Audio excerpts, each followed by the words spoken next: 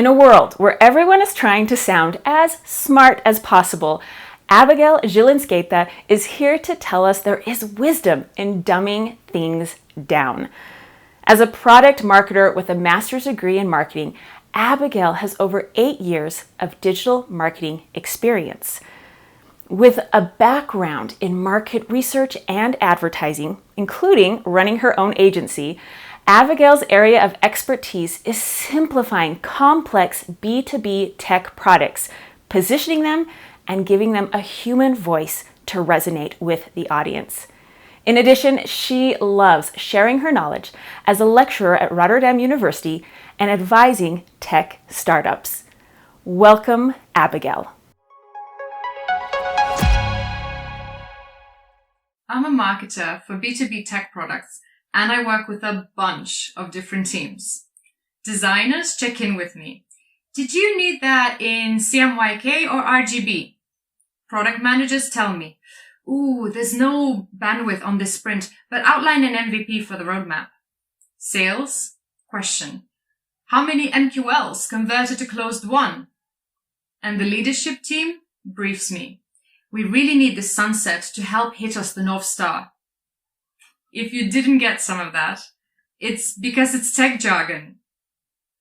Part of my job is to translate specific product information into something that the market cares about. For example, an advanced search feature would translate into find exactly what you need, fast. I spot difficult terms or vague words, simplify them, and make sure they're meaningful to the audience. I'm Lithuanian and English is not my first language, so I have to pay extra attention to the meaning of words to make sure they're used as intended. Idioms have always been a particular struggle. I once asked the editor-in-chief if I could scratch his brains on this issue that I had. He looked at me and said, "Sounds painful." "Pick the brains," that's the expression. He would remind me of this Franken idiom I created whenever I came to him with a question. When preparing for this talk, it was pointed out to me that I use the word buy-in a lot in the context of an idea being accepted. As I often do, I Googled buy-in to check the exact meaning, and rather than finding it to be a synonym for support or following, I found it to be a term for stock exchange and company shares. Acceptance as the meaning for buy-in was only number 4.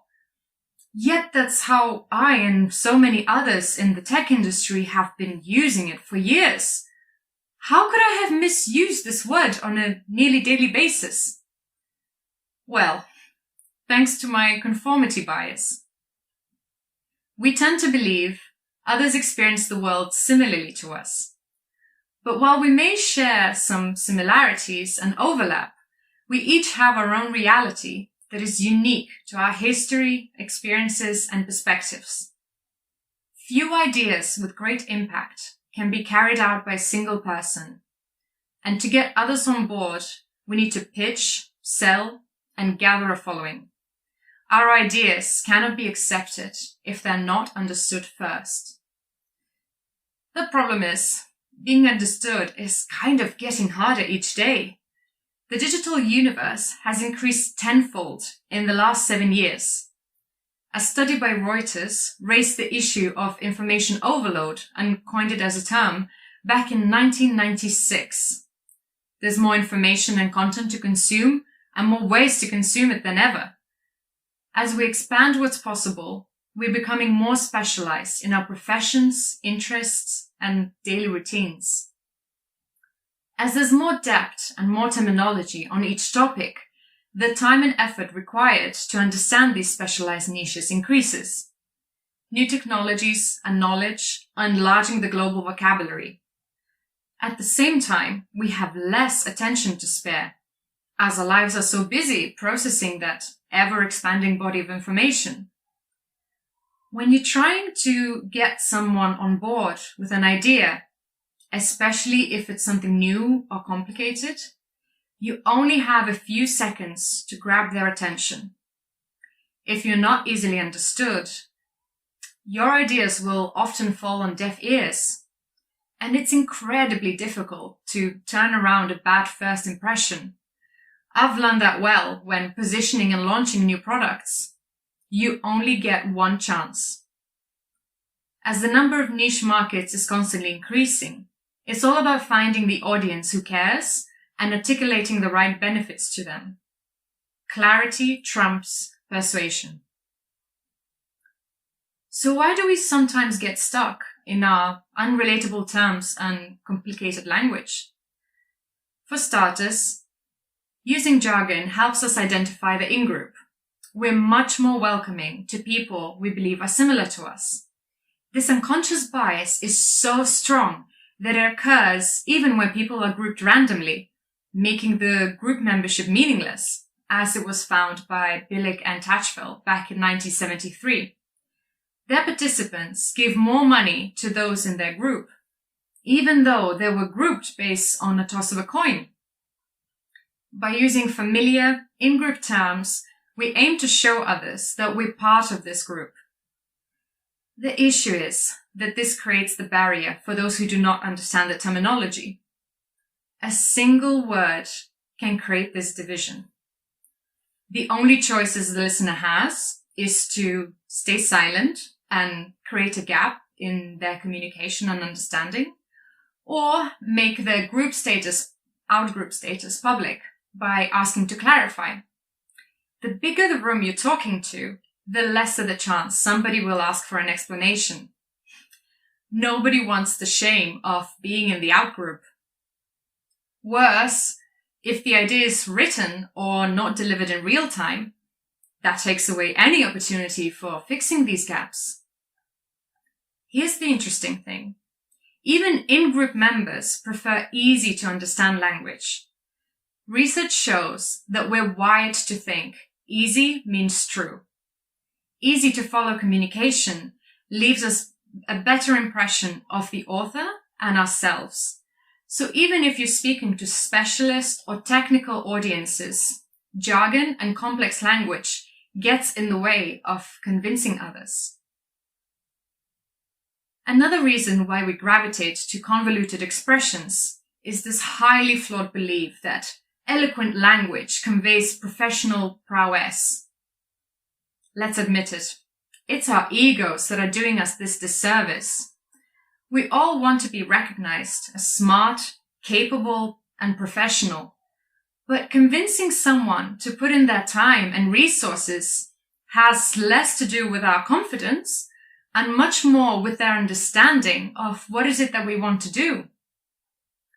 The language we use can distance us from others so far that there is no shared understanding, and as a result, no progress possible.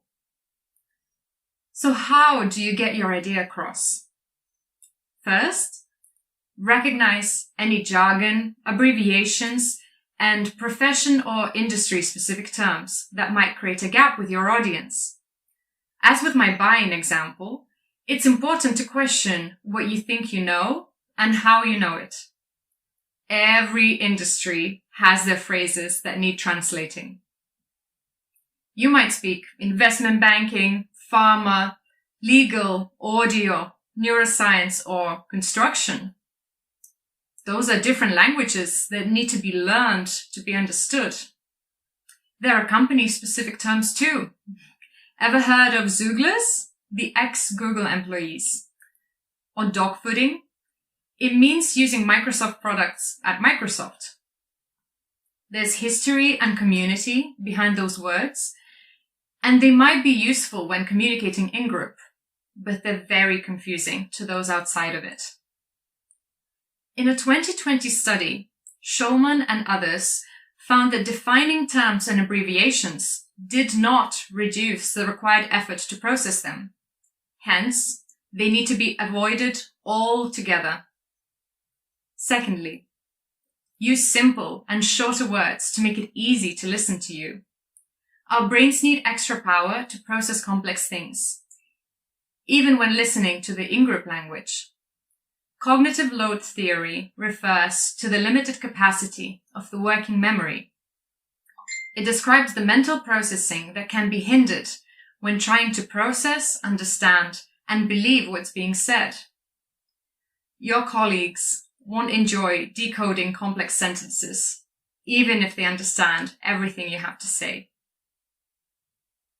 It simply takes too much effort to keep up. Thirdly, don't just be clear, be specific. The other day, I saw a post headline in one of the global community newsletters I subscribe to.